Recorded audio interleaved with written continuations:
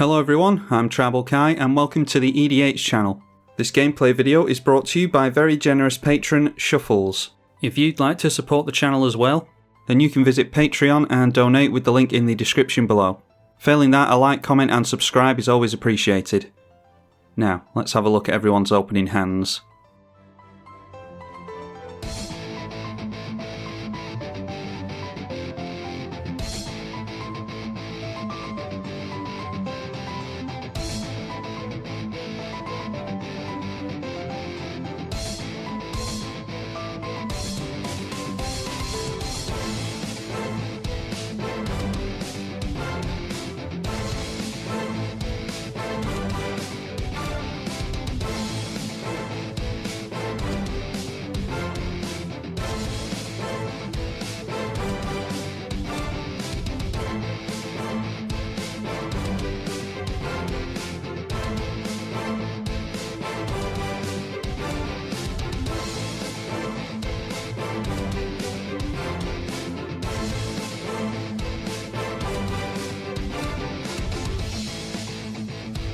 And we get into another land, that's good, so let's just drop the forest and the Llanowar elves here.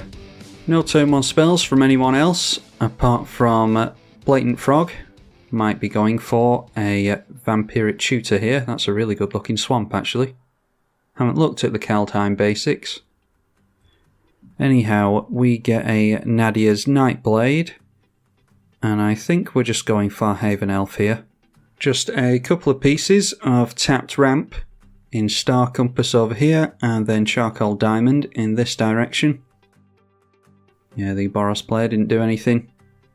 Alright, Hunter's Insight, so we're getting into all the stuff we need here really. If we drop Guy's Cradle, we've got 2, 3, 4, 5 and 6 mana in total. Don't think we need to make our opponents worry about a Guy's Cradle just yet. We'll get our commander into play, make them worry about that instead.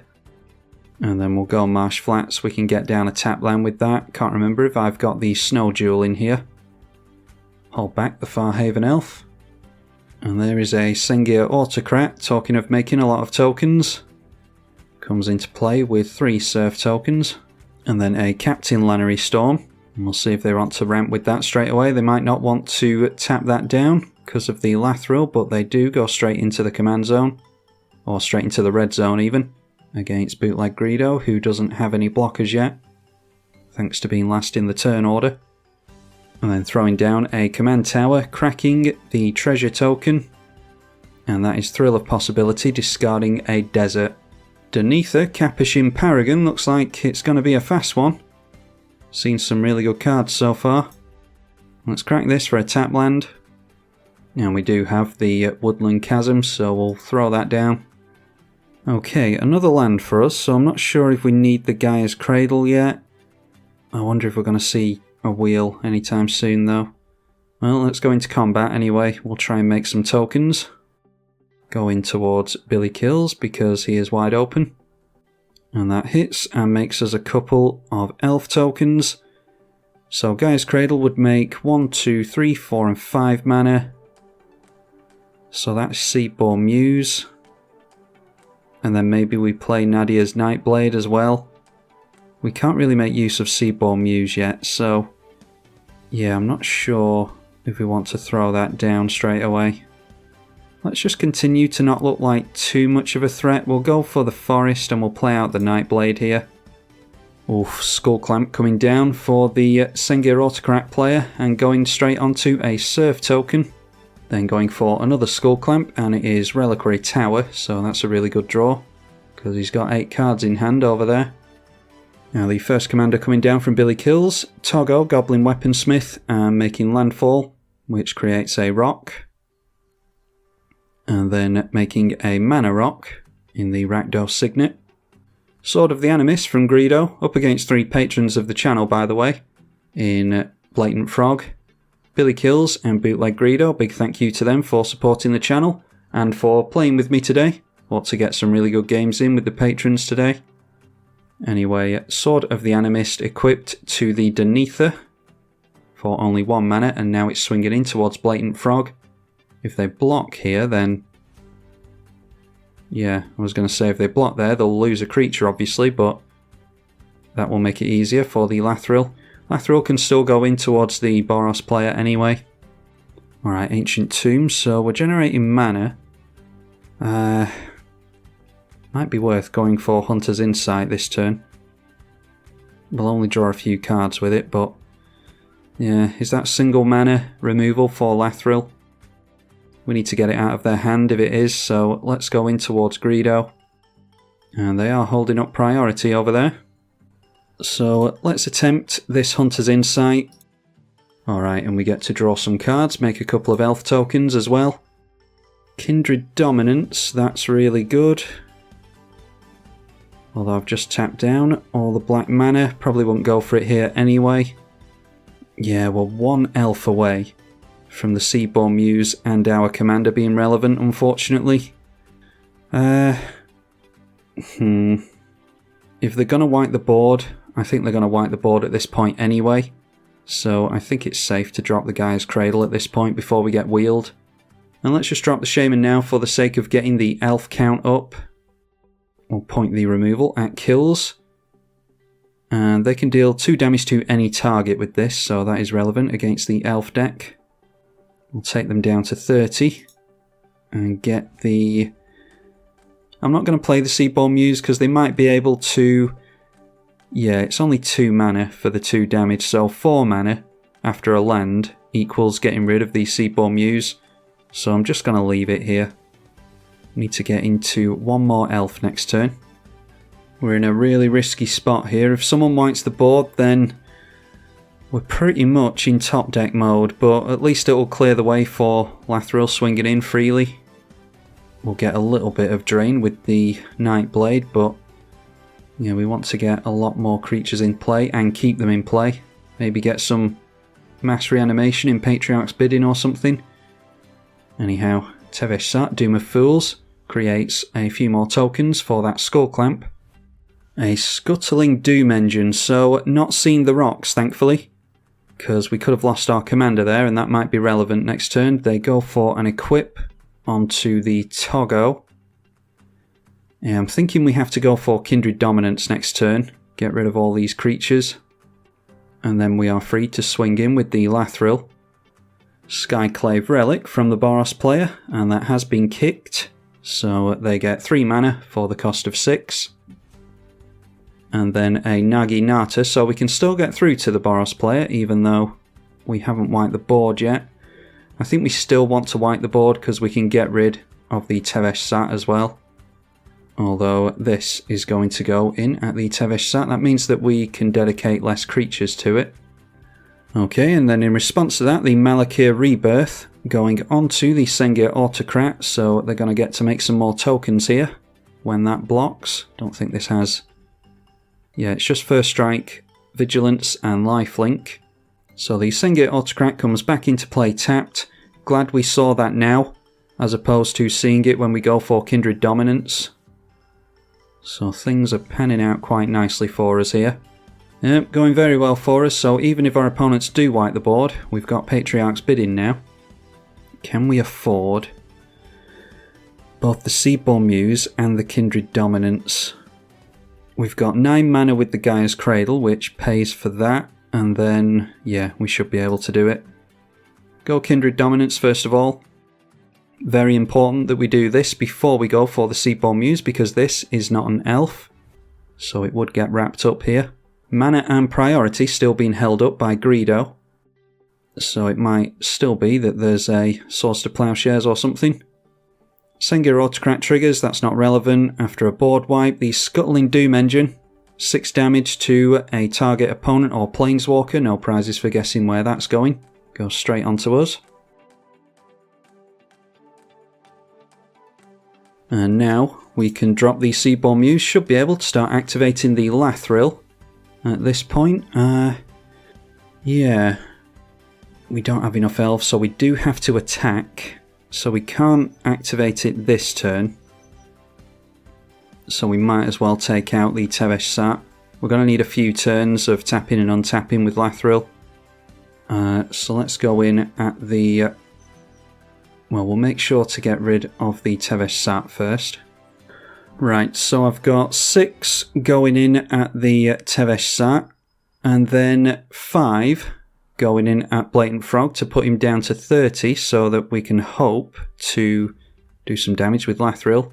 Just 3 activations on that and Blatant Frog should go down. Let's take the other one in at Greedo, because Billy Kills is already at a nice round 30. Didn't get into any buffs for the Lathril yet, but it's still doing a lot of work for us. Oh, I forgot to play a land. Whoops, hopefully that won't bite us. We can catch up on mana with the Ancient Tomb anyway. Oh, a Wishclaw Talisman. That's probably a board wipe then. That's a shame, although we do have the Patriarch's Bidding still, so maybe we can get into some ramp off the top. They're going to give someone else a tutor on their turn as well, because they'll untap with that. There we go, Dead of Winter. All non-snow creatures get, it will be -4/-4, and this is where we suffer from the lack of buffs here. So we're going to get our elves back. We're going to lose the Seaborn Muse, unfortunately. Let's get at least 1 activation with our commander. Each of our opponents lose 10 life, we gain 10. And then we'll get some more triggers with the Nadia's Nightblade. We're going to keep our commander in the bin for the Patriarch's Bidding, so we'll say no to that. Then Nadia's Black Blade will pull Greedo's life total down a bit more as well, which is good if we manage to get the triggers off with Lathril again, or the activations even. Togo being played again by Billy Kills, and gets into his 3rd rock. Then Mycosynth Wellspring, that is the one that allows you to search for a basic. The Wishclaw Talisman being activated over here because it was given to Greedo. Hopefully he doesn't go for some graveyard removal, because we have made it obvious that we've got some reanimation, thanks to Lathril being in the bin. And then giving the talisman over to Billy Kills. Jor-Kadeen, the Prevailer, Sword of War and Peace, throwing the equip onto their Jor-Kadeen, so that is now a 10/6 with first strike and protection from white and red. Might have to start chump blocking that. Okay, Toski is a means of drawing some cards potentially. Let's go Ancient Tomb, and we'll go for the Patriarch's Bidding. Obviously we name Elf. It can be Human over here. We're going to get pretty much the same board state as we had before here, I think. If they name Human, which they will, then Captain Lannery Storm will come back over here. So they probably get the Doom Engine back as well. And the Human will come back here with the Neither. Unfortunately, no one's going to name Spirit with the Seaborn Muse. So now we get a land and we get to go Shaman of the Pack. So let's take that towards Greedo because he's going to be gaining some life. And with that, we'll just get down the Toski and hope that we can go wide on some players and start refilling our hand. Oh, and that's curious. The Sengir Autocrat didn't come into play over here. That is a human. Why did one human come down, but that one didn't? I have missed something there. Billy Kills named Human. Well, someone's named Human because Lannery Storm is here, so is Denetha. He didn't get back the Scuttling Doom Engine, which is noteworthy. But either way, Sengir Autocrat should have come down there, so not sure what the script is here. Okay, there is an Animate Dead. That is going onto our Seedborn Muse. Not sure what the mono black player can do with the Seedborn Muse, but he's obviously got some use for it. Then putting the Skull Clamp onto the Seedborn Muse and tapping out into a Skursdag High Priest, 4 cards left in hand. So if they get another creature next turn, then they can start making a lot of demons. That will definitely make use of the Seaborn Muse, so yeah, that'll be a really good interaction. And there is the last activation on the Wishclaw Talisman from Billy Kills. Impulsive Pilferer now. When that dies, they'll get a treasure token. Oh, and then a mob rule. Gain control of all creatures with power 3 or less. They are going to, noteworthy, gain control of Toski, which means they're going to draw a lot of cards here. And the mono black player doing something in response to that, a Sat's Will. Each opponent sacrifices a creature they control with the highest power. So we will lose our Shaman of the Pack. They will lose one of these two. Probably give up on the Togo, I would think, and then the Commander goes down over there. The problem is Billy Kills is going to be left with some tokens as well, so that makes him even more difficult to swing into. Noteworthy that he can make a demon here as well, which it looks like that's what he's doing. He could tap down the elves in order to do that, so that might be a better idea.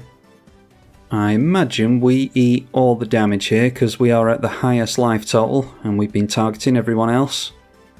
Yeah, we're getting all of this. So everything goes in there. They get a treasure token from the Lannery Storm. They've got an untapped creature still underneath her. They'll get a couple of elves for the Skursdag High Priest as well. Yeah, allowing a demon to be created over here. Toski is going to refill his hand at 2 cards currently. And there we go, all those triggers going on the stack. At least someone's making use of Lathril. That is 4 and 8, I think. What were they at? 2? So they're at 11 now, so they drew 9 cards there. Luckily, they don't have a sack outlet to get rid of all of our stuff. Tapping down the elves to make a demon. And then when they sacrifice a treasure with the Captain Lannery Storm, they trigger our Nadia Nightblade. I need to make a Rakdos sacrifice type Aristocrats deck at some point because it goes really well with the treasure tokens. Not sure how many people would actually watch that though.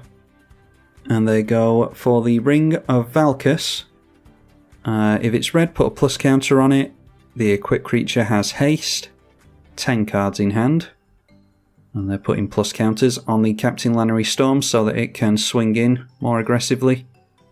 Now, we can still get through with Lathril, luckily, past the demon, so even if the Boros player plays another creature here, we can still get some tokens from the Lathril. Yep, they get their commander down again. Haven't been able to swing in with it yet, thanks to a lack of haste. Putting the Sword of the Animist onto Denether, we are tapped out, so they're probably coming at us. Then throwing the O Naginata on there as well. So now that is a 9-3 with First Strike, Vigilance, Lifelink and Trample. And yep, comes in at us. Right, now something really good off the top, please. Not a land. Immaculate Magistrate, good, but not with... yeah, not without haste. We can draw a card with Toski. Yeah, there's creatures in play, unfortunately.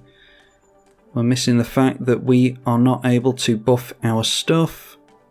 We can get through with a Farhaven Elf, Lathril and Toski in at the Rakdos player.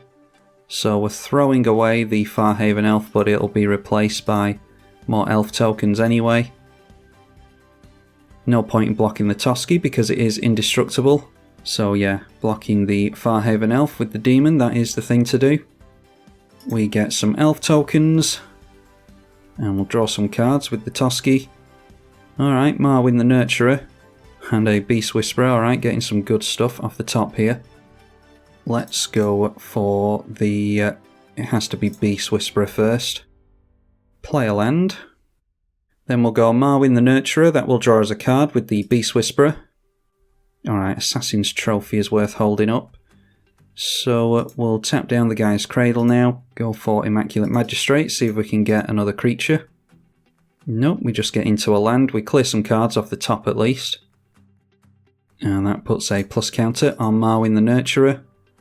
So hopefully we'll be able to swing in with Lathril next turn without anyone chumping it. Doesn't look likely though at the moment. Immaculate Magistrate will be able to get massive buffs onto the Lathril. Can't make use of the Wishclaw Talisman that Billy Kills gave us just to taunt us, because it doesn't have any counters on it anymore, so yeah, just holding up the Assassin's Trophy. We'll pass the turn at that. Alright, a sack outlet coming from the mono black player now, Phyrexian Tower, getting their commander into play again. Haven't seen their Keskit yet from either player. Creating some Thrall tokens, making it difficult for us to get through.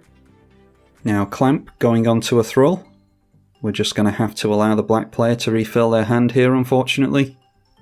And then a creature's died, obviously, so they make a demon. by tapping down the Seaborn Muse and the Lathril before killing off the Lathril with the Skull Clamp, and just like that, they are up to 7 cards in hand, and they will untap these creatures during the untap step of Billy Kills. So 7 cards in hand, and I'm sure that they probably have some kind of removal or something in the black deck. Billy Kills will get a plus counter on the Captain Lannery Storm. And speaking of Keskit, there it is, coming into play under the control of the Rakdos player. Then the ring goes on to there to make it a hasty creature, and sacrificing the Mycosynth Wellspring, as well as some rocks there. I think they have to sacrifice 3 things, don't they? Sacrifice 3 other artifacts and or creatures, yeah. Look at the top 3, put 2 into your hand, the other into the graveyard. Then Pierre Nalar. That one is when it enters the battlefield, create a Thopter with flying. For 2, you can give an artifact creature +1 to its power, and then 1 and sack an artifact. Target creature can't block this turn. And then putting the ring back onto the Captain Lannery Storm, ready to give it a plus counter again next turn. Then equipping the demon with a rock. Just holding everything back, not taking anything into the red zone, and passing over to the Boros player. If they don't get another creature into play here, depending on who they swing in at, we might have to go Assassin's Trophy onto one of these creatures so that we can get the Lathril through. We'll see what happens here. Boros Cluestone. They can sacrifice that to draw a card. And they do draw a card with that. And going full Voltron, Sword of War and Peace goes on to Denetha. 4 cards left in hand over there. Now, if they swing in at us, I think we're just going to have to Assassin's Trophy here, because it will be half of our life total. Because this does have Trample now. Protection from white, red, has Trample, First Strike, Vigilance and Lifelink. And then it's got the ability from the Sword of War and Peace as well. But coming in at us, so forcing our hand there. They're going in at the Tevesh Sat with the Kor Kadim. Yeah, I think we have to just go for this now.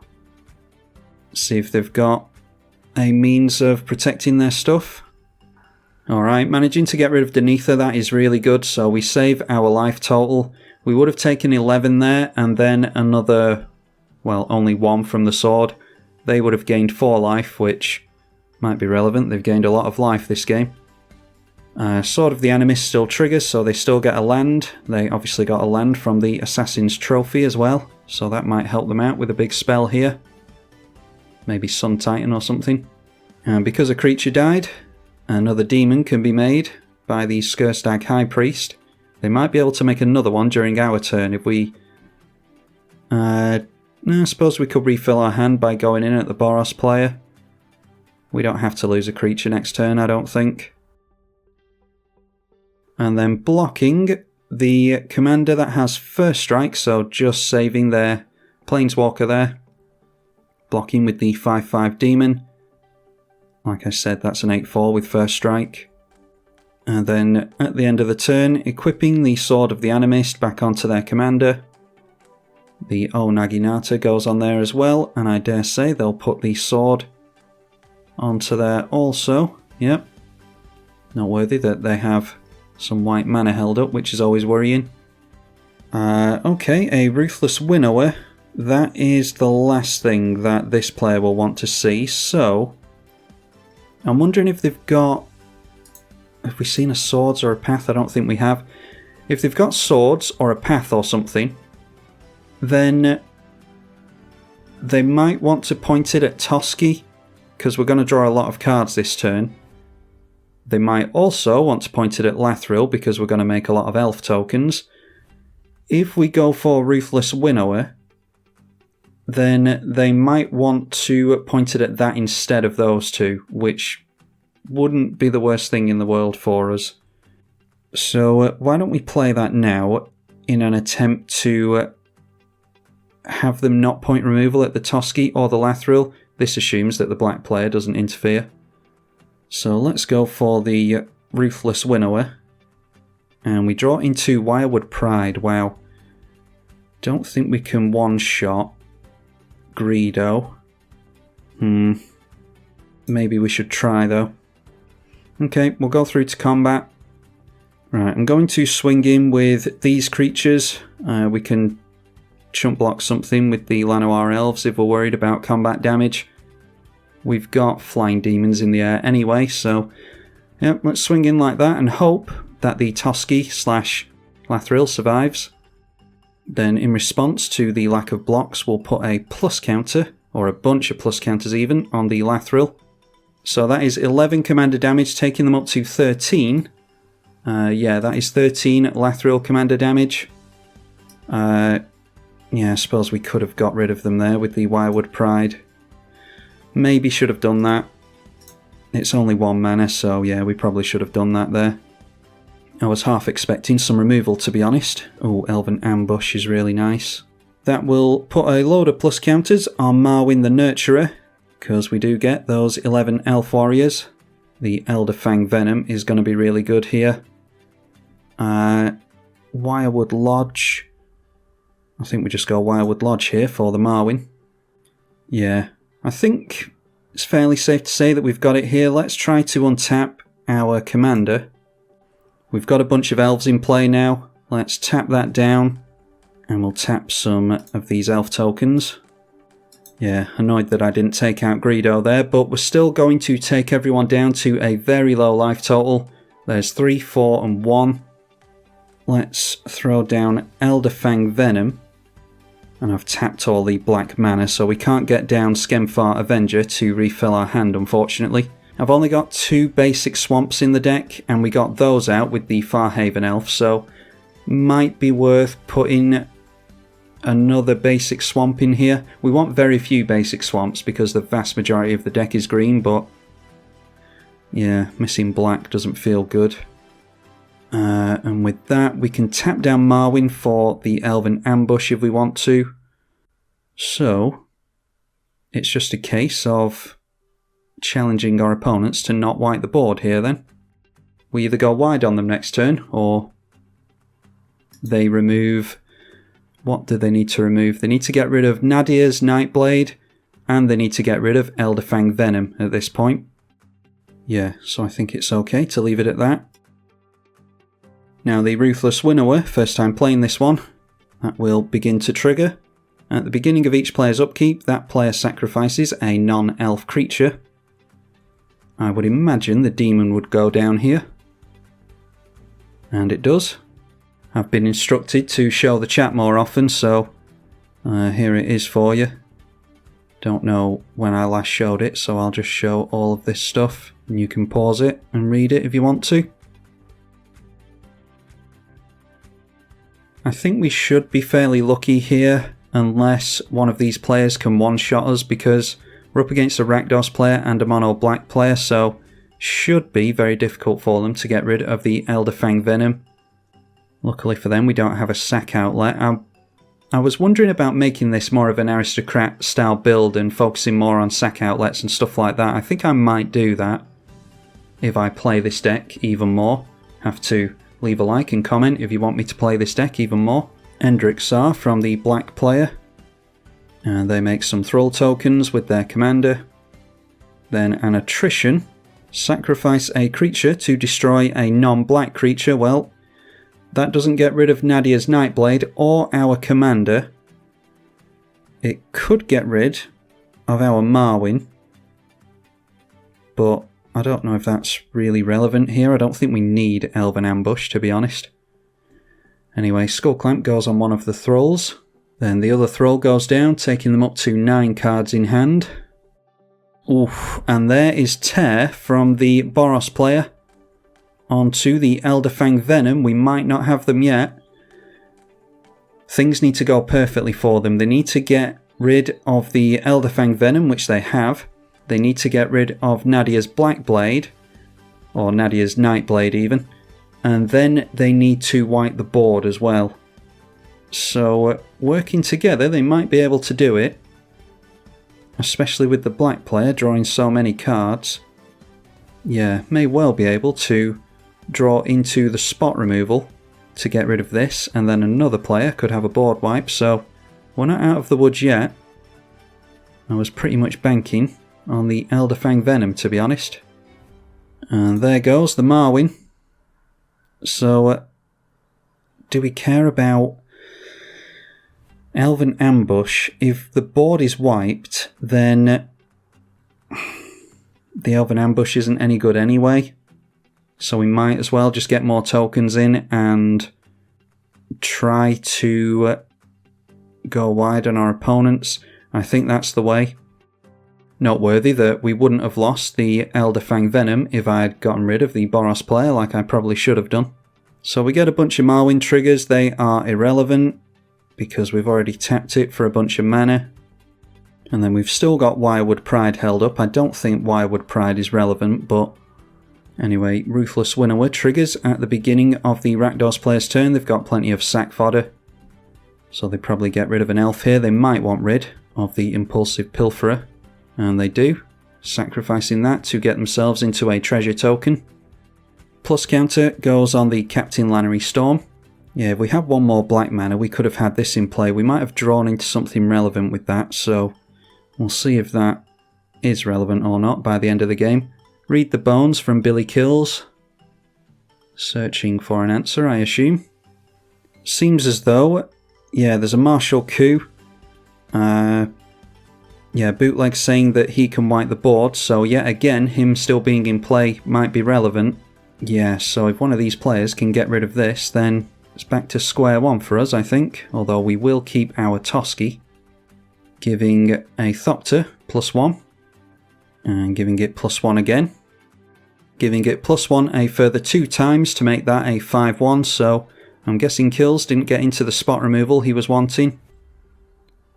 We'll get hit by the Demon and the Thopter, so that is a massive chunk. That's 10 damage to us. But we're looking to win next turn or not win at all at this point. Discarding a Swamp down to hand size. And then we will make them sacrifice their commander again with the Ruthless Winnower. So that hurting a couple of players this game. Unfortunately, Greedo hasn't been able to keep his commander in play for very long. So let's see, this might be a big martial coup, and he's hoping for the black player to get rid of the Nadia Nightblade. It's funny that we're holding up some green mana here, so it might look like a heroic intervention. Yep, there's martial coup where X is 14. Let's see if this resolves. The black player holding up priority. Well, there we go. That is the end of that. So it just shows that even though you're only leaving a player at 1 life, they can absolutely have an effect on the game. They got rid of our enchantment that was relevant, and they've wiped the board. So being careful to get rid of players when you can make a difference to you winning and losing. We just got very lucky this game, I think. Oh, and Greedo, I thought he was just playing into the fact that he was going to lose to us going wide on him next turn, but turns out he forgot about the Nadia Nightblade anyway, so apparently wasn't playing around that. I don't think Greedo needs to feel too bad about that because, like I said, we were going wide anyway. We had a bazillion elf tokens, and hopefully at the end of the game we can see what we were going to draw into. So I decided to scoop at that before the client loses its mind. You can rewind a few seconds and see how many triggers we would have got with the Nadia, or the Nadia's Blackblade even. Yeah, not necessarily drawing into anything relevant apart from Altar of Dementia. I added this as the only real sack outlet in the deck. I might put the Spawning Pit in here. I think we really need, if we're going to have Aristocrat black-green elves, I think we really need a good sack outlet, a free one like this. Something in the ilk of Viscerous Seer or Carrion Feeder would be really good. But Altar of Dementia and Spawning Pit would do. I've only got Altar of Dementia in here, along with the 2 sack lands in High Market and Phyrexian Tower at the moment.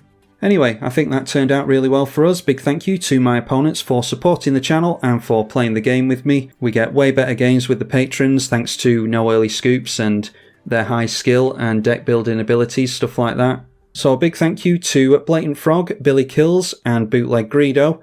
If you want to support the channel as well, then you can follow the link through to Patreon with the link in the description below. Don't forget to leave it a thumbs up and subscribe as well. I'm tribalkai on the EDH channel. Thank you for watching.